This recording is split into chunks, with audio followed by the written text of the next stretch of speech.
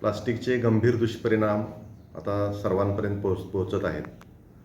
सर्व खाद्यपदार्थांमध्ये, पाण्यामध्ये प्लास्टिकचे अंश दिसून येत आहेत.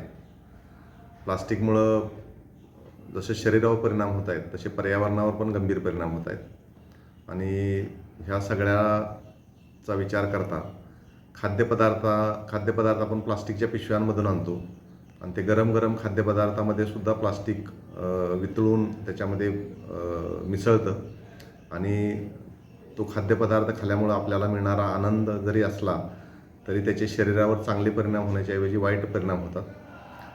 आज आणि उद्या 15 ऑगस्ट च्या निमित्तानं आपण जिलेबी विकत आणत असतो आणि त्यामध्ये ती प्लास्टिकमधून गरम जिलेबी आणत असतो.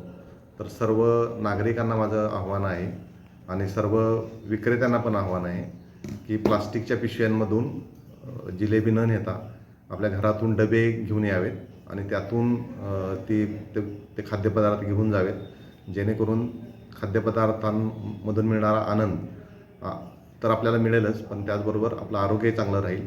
येत्या वर्षभरामध्ये आपण प्लास्टिकचा कमीत कमी वापर करूया आणि जिथं अपरिहार्य प्लास्टिक वापरणं अपरिहार्य आहे त्या ठिकाणी प्लास्टिक एकत्र करून ते रिसायकल करण्यासाठी देऊया.